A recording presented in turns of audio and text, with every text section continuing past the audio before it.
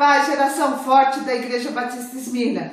Geração forte, amantes da Palavra de Deus, que tem estado conosco, né? Todas as EBDs. Sejam muito bem-vindos, que Deus possa falar a sua vida poderosamente. Hoje a nossa EBD, como sempre, estará tratando de assuntos importantes, né? Nós vamos ver sobre a questão de entregar nossa vida, nossos cuidados ao Senhor, numa devocional abençoada pelo Gabriel. Também estaremos vendo o primeiro milagre de Jesus em fatos de curiosidades bíblicas com o Peterson. Também no Papo Reto, direto, nós vamos ver a questão, a igreja versus pandemia. O que a gente pode aprender com isso, não é não? Então vamos pensar direitinho, vamos assistir, vamos compartilhar. Temos um estudo sobre ser aprovado ou reprovado. Você já pensou nisso? Você lá na escola, né? Lá no seu serviço, você já imaginou, se você for reprovado, o que vai acontecer, não é mesmo? É um ano perdido, né? E com Deus, será que a gente pode relaxar? Olha, isso é muito sério, hein? Vamos ser mais atentos com as coisas de Deus. Também teremos o Será que você sabe? Olha, eu tenho aprendido que quanto mais eu sei, nada sei. E tenho mais a aprender do Senhor. Então, fique conectada, do começo ao fim, na palavra, porque ela é fonte de vida. Amém? Vamos orar? Senhor nosso Deus, muito obrigado por esse EBD, onde nós vamos aprender mais da Tua Palavra.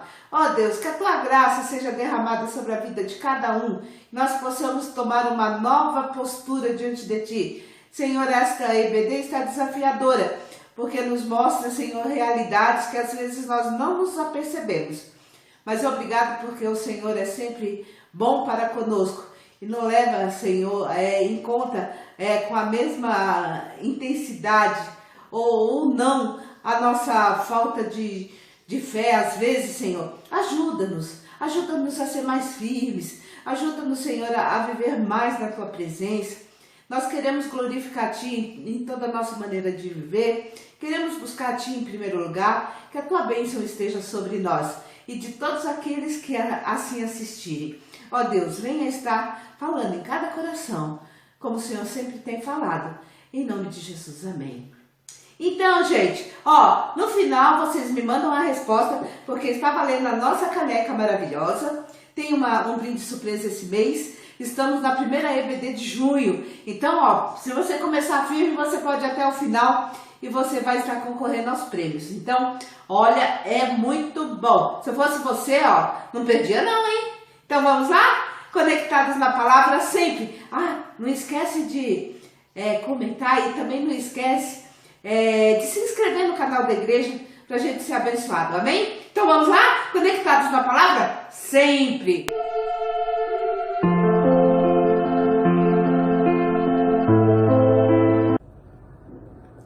Graça e paz, tudo bem?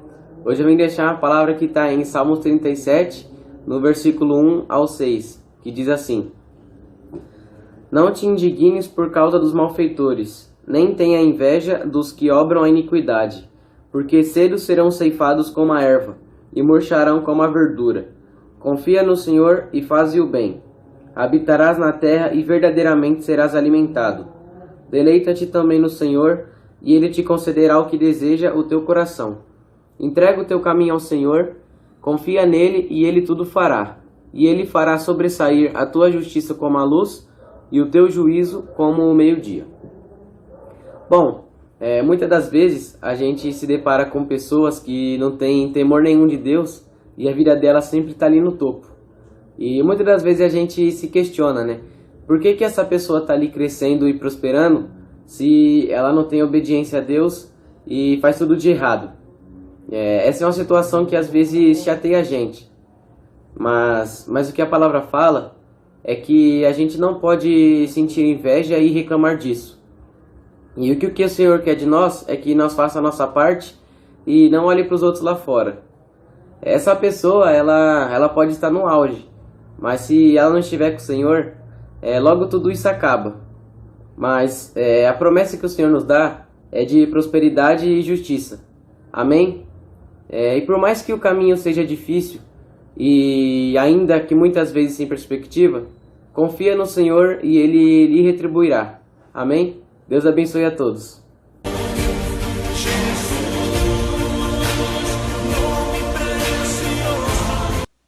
Graças a Deus a todos. Nas curiosidades bíblicas de hoje vamos falar sobre o primeiro milagre de Jesus, que foi transformar a água em vinho. Então fiquem ligados nessa e nas próximas curiosidades. Apesar de ciência e religião caminharem por caminhos bem diferentes, em algumas ocasiões o meio-termo pode ser encontrado. Recentemente, várias descobertas da arqueologia vêm servindo como base para relatos que foram descritos na Bíblia há milhares de anos, comprovando sua autenticidade. Dessa forma, diferente do que muitos pensam, as descobertas bíblicas podem agir de forma conjunta com estudos de civilizações antigas, provando sua veracidade como fonte de documentação histórica. Até porque, as histórias mencionadas nos escritos sagrados são construídas sobre um contexto bem elaborado. É fácil concordar que seus relatos realmente fazem sentido. Mas como poderíamos voltar a esse passado milenar? Máquinas do tempo não existem ainda, e nem sabemos se serão criadas algum dia. Por esse motivo, a solução mais viável talvez seja o estudo arqueológico de regiões citadas na Bíblia, como o Oriente Médio, por exemplo. Descobertas arqueológicas que podem provar a veracidade da Bíblia. Fábrica de vasos. 2017 foi um ano muito importante para a arqueologia mundial. Uma fábrica de vasos e canecas de barro foi encontrada perto da antiga cidade de Caná, em Israel. O arqueólogo Jonathan Adler e sua equipe encontraram fragmentos de canecas e tigelas de tijolos muito bem desenhadas e fabricadas. Depois de estudos, os historiadores perceberam que os itens encontrados ali datavam do início do primeiro século. O que isso quer dizer? Qual a relação dessa descoberta com a história mencionada nos escritos bíblicos? No livro de João, um dos 4 evangelhos que contam a vida de Jesus, é relatado um possível milagre realizado durante uma festa de casamento. Esta teria sido a primeira obra impressionante de Jesus de Nazaré durante seu ministério, quando transformou água em vinho na frente de todos os convidados.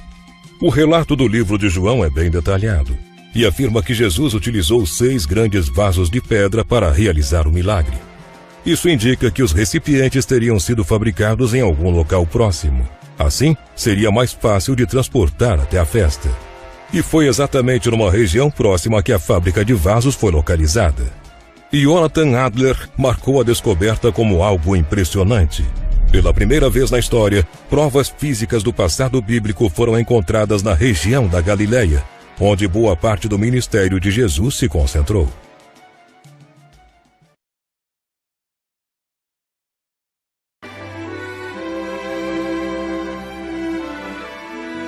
Eu já tentei tantas vezes gravar esse vídeo, mas eu não estou conseguindo. Tá sendo difícil eu expor aquilo que eu estou sentindo em relação a tudo isso que tem acontecido com os cristãos de hoje em dia, com a realidade da igreja, com toda essa pandemia que nós temos visto. Vamos lá. A realidade é que os cristãos dizem muito que querem que Jesus volte. Mas a nossa vida de oração, a nossa vida com Deus, a nossa vida de leitura da palavra, a nossa vida de amor pelas coisas do Senhor tem ficado cada vez mais fraca, cada vez mais longe. Sabe, a gente conhece um monte de músicas cristãs, a gente sabe os lançamentos da música gospel, a gente canta muito, a gente ama música. Só que na maioria das vezes a nossa boca tem falado e tem cantado de uma coisa que o nosso coração não está cheio. A gente diz que o evangelho precisa ser pregado, que as pessoas precisam conhecer Jesus, mas quando isso depende da nossa atitude, do nosso comprometimento, da nossa vontade, da nossa iniciativa, a gente não faz. Com toda essa pandemia, as igrejas fechadas, nós estamos tendo agora culto em casa e live o dia inteiro para assistir de várias pessoas.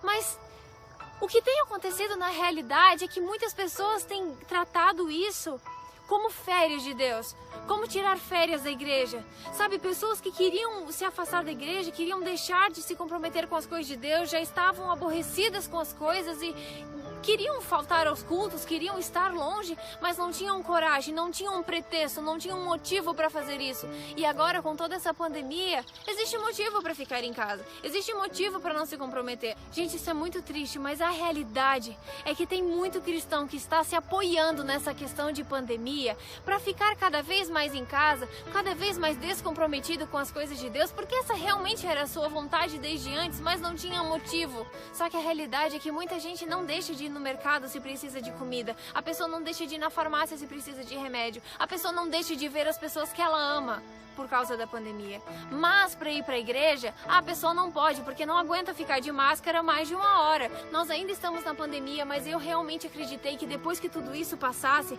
a gente iria vivenciar um momento histórico de reavivamento, de reforma, de santificação, sabe? As pessoas trabalhando juntas, os irmãos se unindo em oração, pregando o evangelho juntas, se comprometendo com as coisas de Deus, se comprometendo com as coisas na igreja, fazendo a coisa acontecer, vestindo a camiseta realmente e levando adiante a obra de Deus para que Jesus volte logo.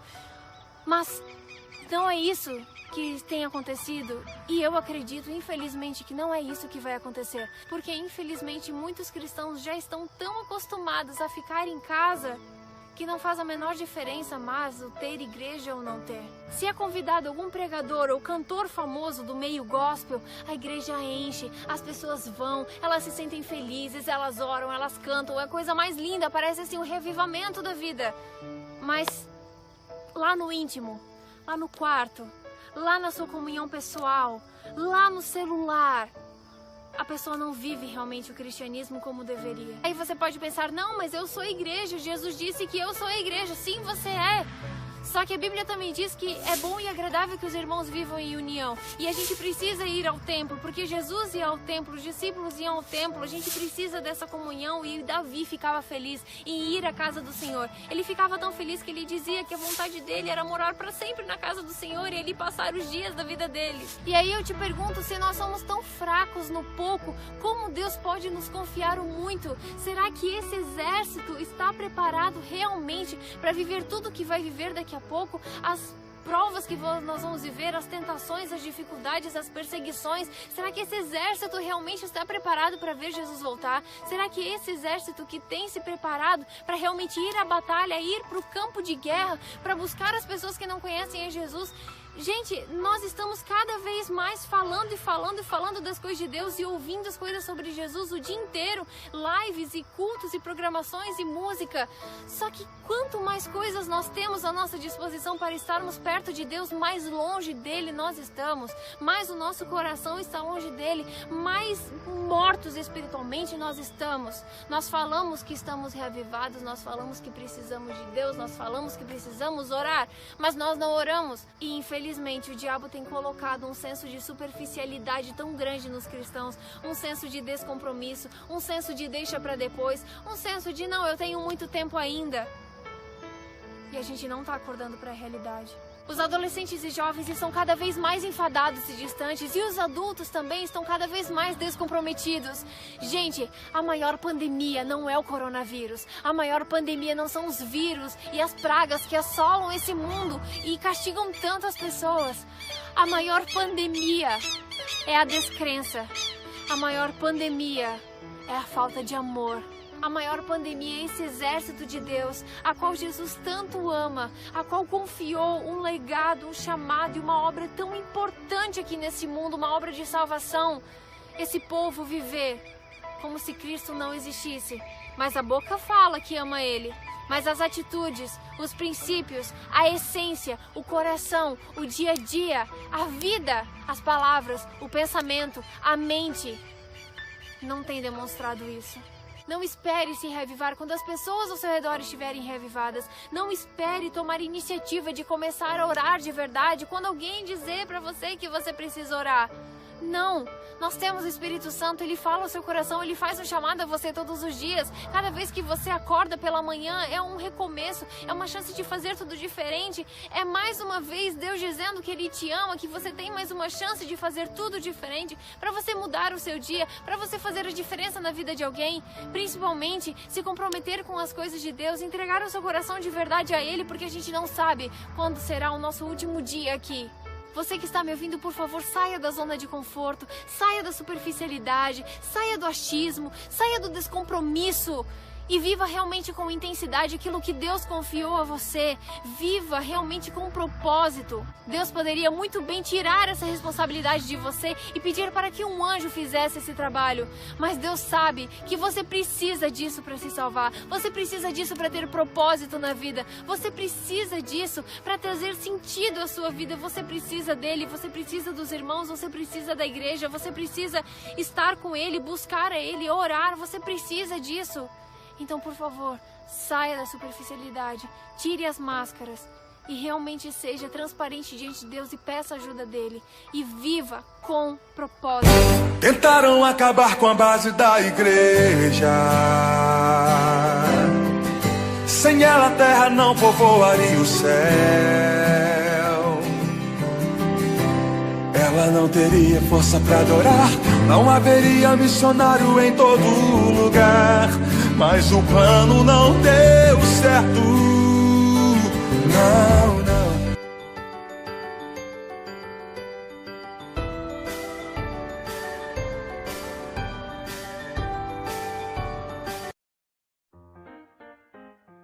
Procura apresentar-te a Deus aprovado como obreiro que não tem de que se envergonhar, que maneja bem a palavra da verdade. Mas o que tudo isso significa? Se você quer saber, fica aqui comigo até o final, que no vídeo de hoje falaremos sobre esse versículo.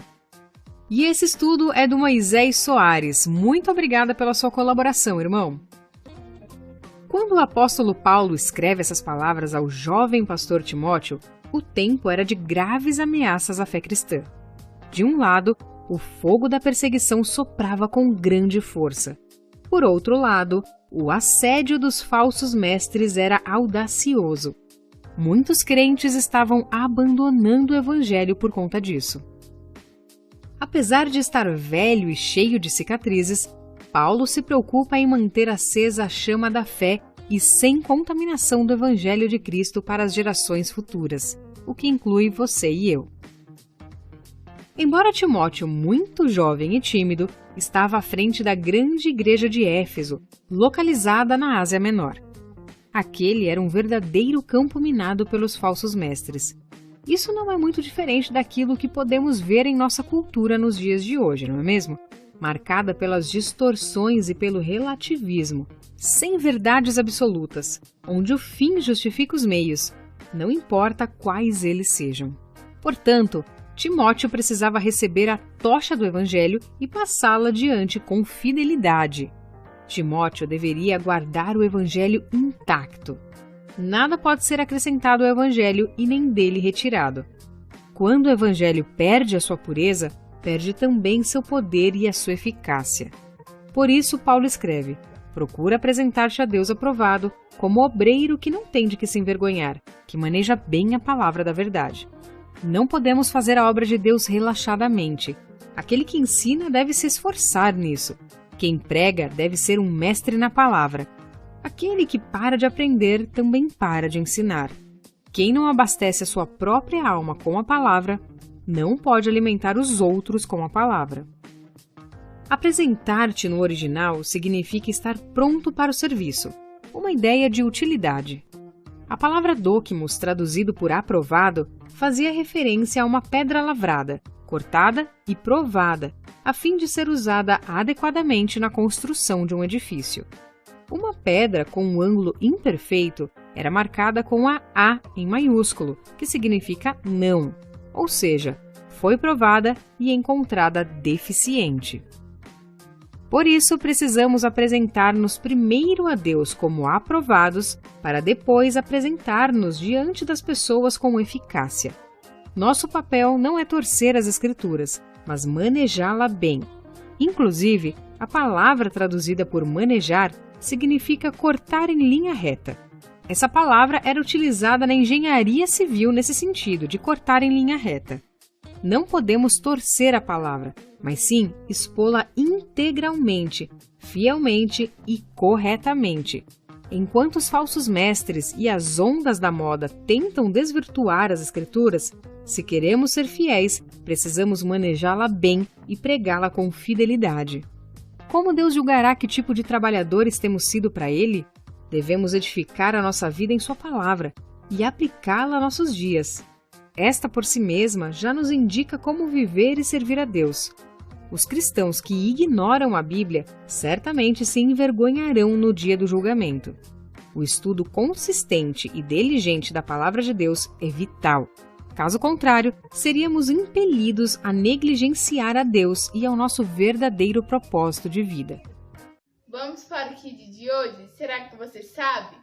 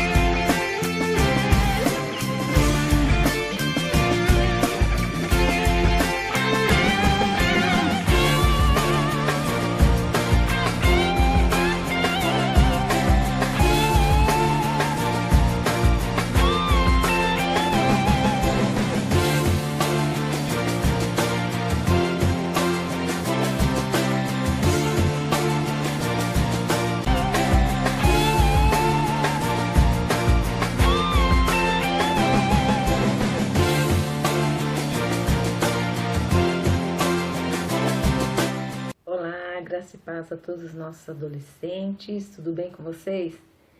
Graça e paz a todos aqueles que nos assistem nos domingos, aprendendo a palavra do Senhor. Vamos agradecer a Deus por mais uma oportunidade que Ele tem nos concedido? Vamos orar. Senhor nosso Deus, nós te louvamos e nós te agradecemos por mais um domingo na Tua presença, por mais essa oportunidade de aprender a Tua palavra, porque a Tua palavra é luz para os nossos caminhos, Senhor.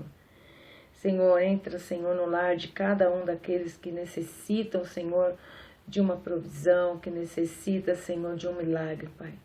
Tu conheces, sabe de todas as coisas, Pai, porque tudo está em Suas mãos.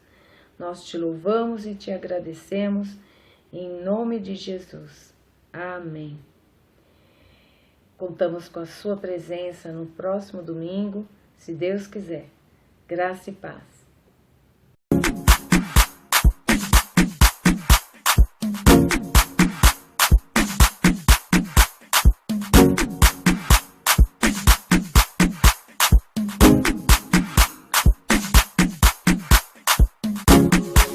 Jerusalém é meu lugar, lá quero morar. Salva-me, não me deixes aqui.